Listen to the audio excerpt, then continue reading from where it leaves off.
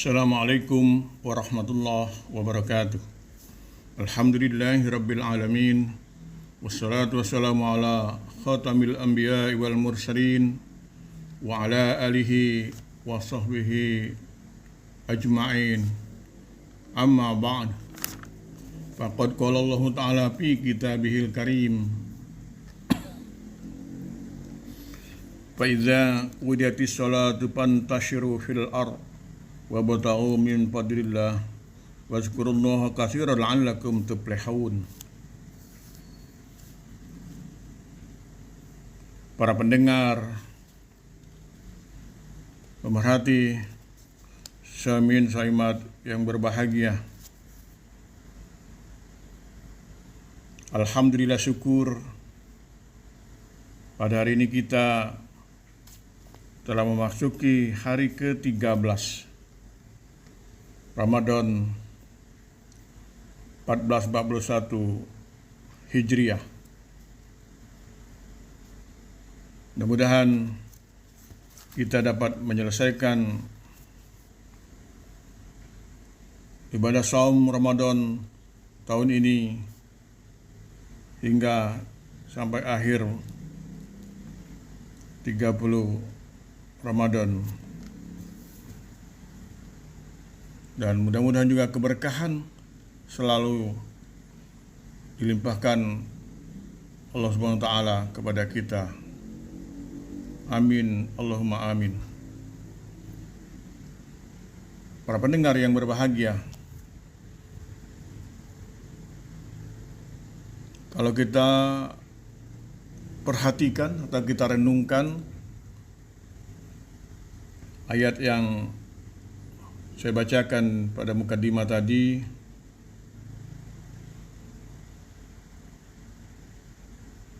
jadi itu surat Al-Jumu'ah ayat 10.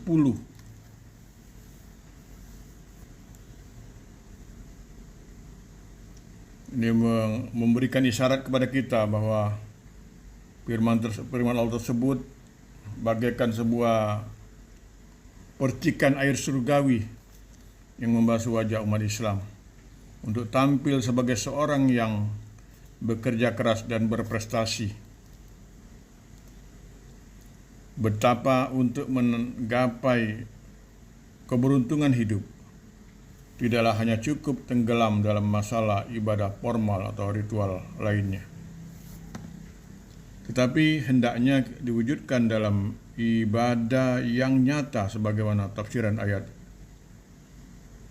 tadi, misalnya bertebaran di muka bumi, fantasiru fil ardh, seharusnya mampu memberikan efek batin berupa ilham untuk menjadikan diri kita sebagai sosok manusia yang memiliki semangat tinggi yang di dalam ayat tersebut dinyatakan melalui ungkapan carilah karunia Allah.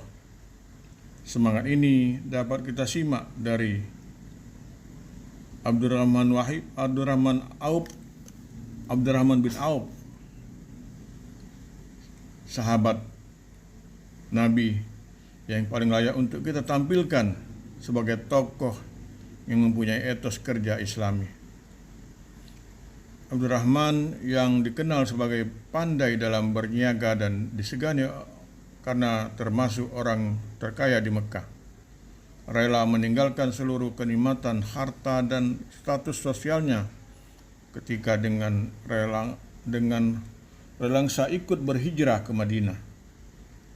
Ketika tiba di Madinah, dia ditawari berbagai fasilitas oleh Sa'ad bin Rabah, sahabatnya yang merasa prihatin melihat kehidupan Abdurrahman.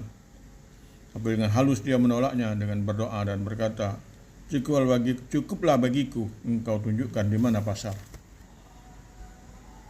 Semangat ketabahan, keikhlasan berpadu dalam jiwa Abdurrahman yang bagi dirinya hidup terasa mempunyai nilai tambahan ketika dia memasuki kehidupan dan tantangan bisnis atau pasar.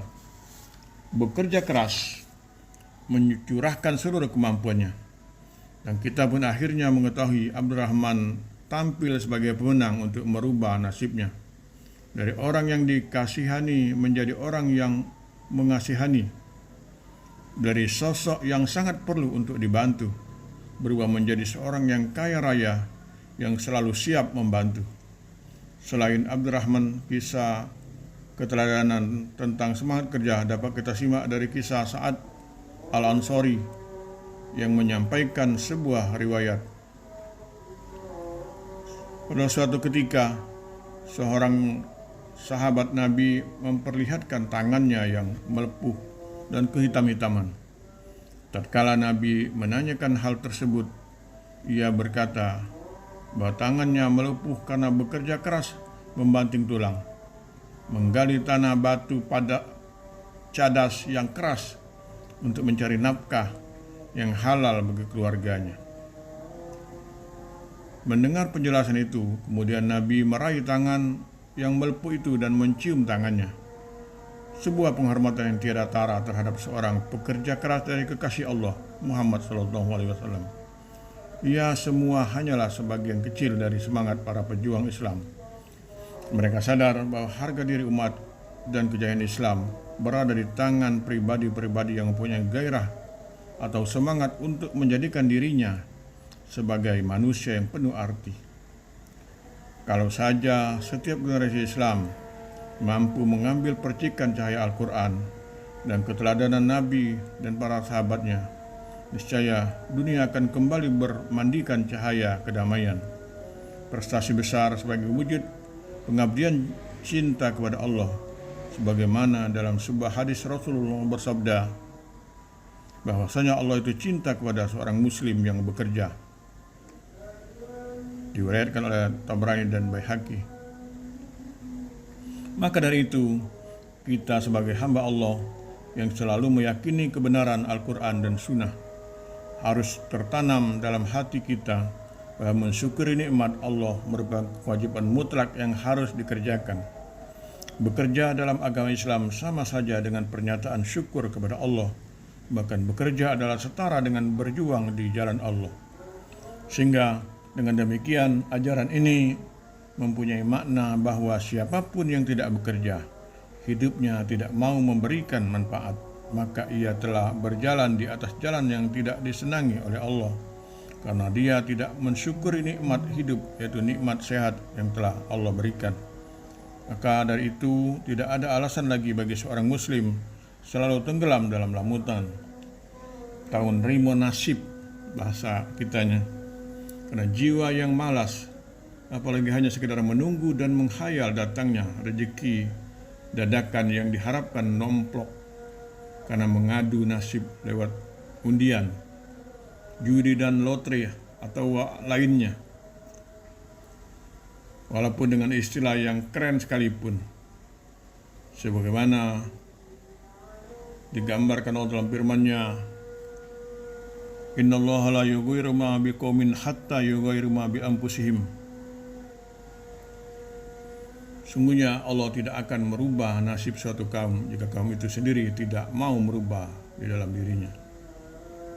Para pendengar yang berbahagia, dengan banyaknya ayat dan hadis yang memuliakan orang-orang yang bekerja, seharusnya menjadi dorongan bagi kita untuk menghayati dan menjadikan semangat kerja, agar tertanam dalam keyakinan kita bersama bahwa bekerja itu adalah amanah Allah. Maka perlu ada semacam sikap mental yang tegas pada diri setiap pribadi muslim, bahwa